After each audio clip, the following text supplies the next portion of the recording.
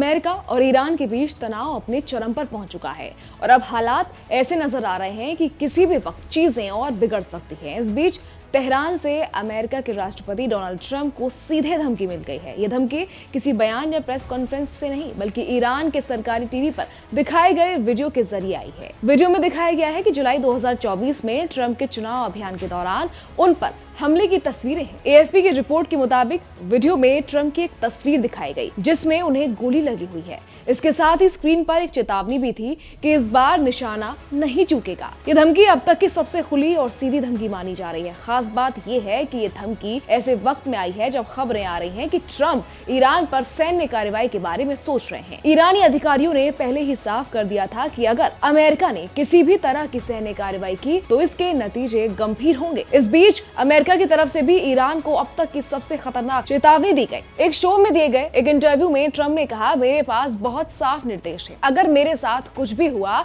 तो वो ईरान को धरती से मिटा देंगे। ट्रंप इससे पहले भी कई बार कह चुके हैं कि उन्होंने अपने सलाहकारों को स्पष्ट आदेश दे रखे हैं कि अगर उनकी जान पर किसी भी हमले के पीछे ईरान का हाथ पाया गया तो ईरान को पूरी तरह खत्म कर दिया जाएगा। ट्रंप के ये बयान ऐसे वक्त में सामने आए हैं जब ईरान के भीतर हालात बेहद खराब हैं। देश में भारी अशांति है, बड़े पैमाने पर सरकार विरोधी प्रदर्शन चल रहे हैं और दूसरी तरफ अमेरिका और ईरान के बीच तीखी बयानबाजी लगातार तेज होती जा रही है। इससे पहले ईरान ने भी डोनाल्ड ट्रंप को सख्त चेतावनी दी थी कि वो देश के सर्वोच्च नेता अयातुल्लाह अली खामेनी को निशाना बनाने जैसी कोई भी कार्रवाई ना करे। ईरान के सशस्त्र बलों के प्रवक्ता जनरल अबोल फजल शकरची ने बेहद कड़े शब्दों में चेतावनी देते हुए कहा था कि ट्रंप अच्छी तरह जानते हैं कि अगर हमारे नेता की ओर आक्रामक हाथ बढ़ाया गया तो हम न सिर्फ वो हाथ काट देंगे बल्कि उनकी पूरी दुनिया को आग में झोंक देंगे। दरअसल ये बयान उस विवाद के बाद आया था जब ट्रंप ने एक इंटरव्यू के दौरान ईरान के सर्वोच्च नेता अयातुल्लाह अली खामेनी को बीमार आदमी बताया था। ट्रंप ने कहा था कि खामेनी देश को ठीक से नहीं चला पा रहे हैं और उन्हें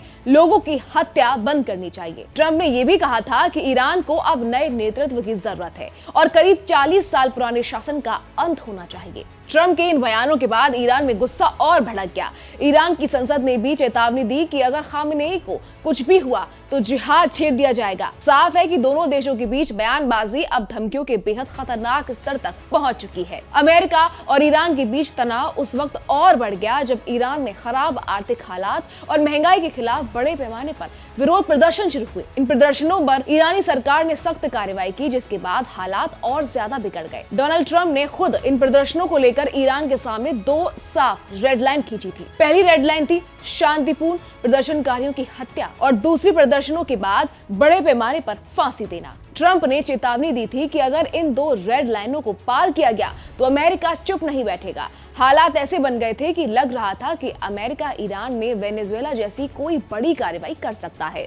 हालांकि जब फांसी दिए जाने की खबरों पर कुछ रोक लगी तो ट्रंप ने फिलहाल अपने कदम पीछे खींच लिए थे। इस बीच अमेरिका स्थित मानवाधिकार संगठनों की रिपोर्ट ने चिंता और बढ़ा दी। रिपोर्ट के मुताबिक ईरान में चल रहे इन विरोध प्रदर्शनों में अब तक कम से कम 4,519 लोगों की मौत हो चुकी है। हालांकि इसकी आधिकारिक पुष्टि नहीं हुई है। वहीं ईरानी अधिकारियों ने भी हजारों मौतों की बात स्वीकार की है। मानवाधिकार समूह का कहना है कि अब तक 26,300 से ज्यादा लोगों को गिरफ्तार किया जा चुका है। इससे ये आशंका और गहरी हो गई कि बड़ी संख्या में बंदियों को मौत की सजा दी जा सकती है।